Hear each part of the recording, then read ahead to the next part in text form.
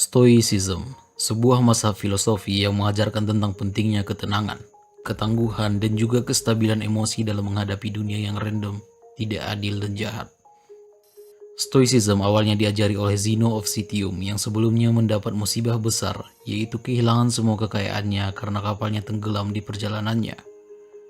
Dia kehilangan semua yang dia miliki murni karena tindakan tak terduga dari alam. Dilanjutkan oleh Epictetus, seorang budak yang menghabiskan hampir seluruh hidupnya dalam penjara.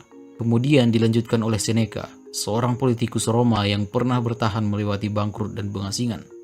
Dilanjutkan oleh Marcus Aurelius, seorang kaisar Roma yang dalam 19 tahun menuntunnya memimpin perang-perang besar dan di saat yang sama harus menghadapi kematian dari anak-anaknya.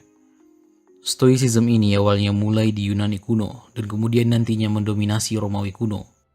Pengikut-pengikut filosofi ini sangat banyak dan menyebar luas, mulai dari seorang budak sampai seorang kaisar, dan sangat terkenal sampai di zaman sekarang. Apa jika saya katakan padamu bahwa ada cara untuk hidup tenang dan bermakna, bahkan di tengah kias kehidupan modern? Filosofi Stoikisme, yang berasal dari Yunani kuno, mengajarkan prinsip-prinsip hidup yang ternyata selaras dengan ajaran Islam. Kali ini kita akan menjelajahi Stoikisme dari perspektif Islam. Mari kita mulai. Prinsip pertama Stoikisme adalah membangun inner citadel atau benteng batin. Ini adalah inti dari dirimu yang tidak bisa diambil oleh siapapun.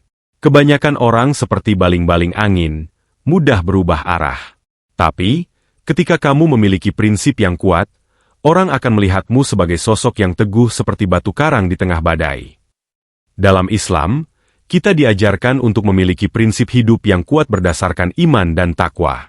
Allah berfirman, "Dan barang siapa bertawakal kepada Allah, niscaya Allah akan mencukupkan keperluannya."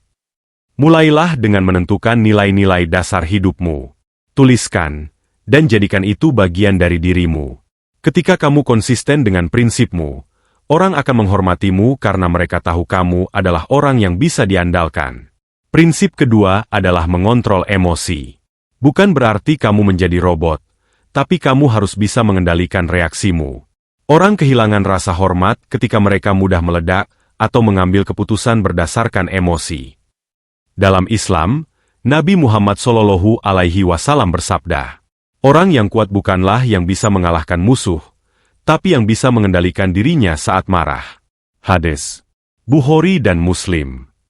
Latih dirimu untuk mengambil 3 napas dalam-dalam sebelum merespon situasi yang menegangkan. Ini akan membuatmu terlihat tenang dan bijaksana di mata orang lain. Prinsip ketiga adalah fokus pada tindakan, bukan kata-kata.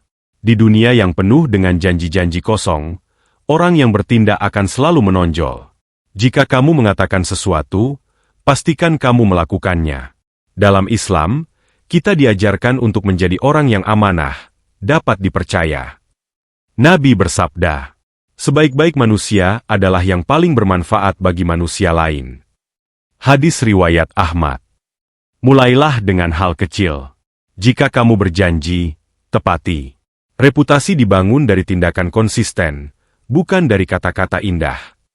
Prinsip keempat adalah menghadapi tantangan dengan tenang. Orang menghormati mereka yang tetap teguh dalam kesulitan. Stoikisme mengajarkan kita untuk melihat setiap masalah sebagai kesempatan untuk tumbuh.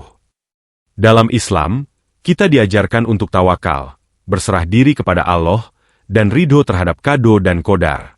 Allah Subhanahu wa Ta'ala berfirman, "Dan barang siapa bertawakal kepada Allah, niscaya Allah akan mencukupkan keperluannya." Quran. At-Tolak, ayat 3. Ketika kamu bisa tersenyum menghadapi tantangan, orang akan melihatmu sebagai sosok yang kuat dan tangguh.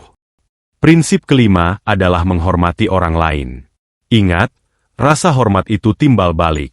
Jika kamu ingin dihormati, mulailah dengan menghormati orang lain. Stoikisme mengajarkan bahwa setiap orang layak dihormati, terlepas dari status atau latar belakang mereka. Nabi bersabda, "Tidak sempurna iman seseorang hingga ia mencintai saudaranya sebagaimana ia mencintai dirinya sendiri." Hadis Bukhari dan Muslim. Temukan satu hal yang bisa kamu hargai dari setiap orang yang kamu temui. Ini akan membuatmu menjadi pribadi yang lebih rendah hati dan dihormati. Jadi itulah prinsip-prinsip Stoikisme yang selaras dengan Islam.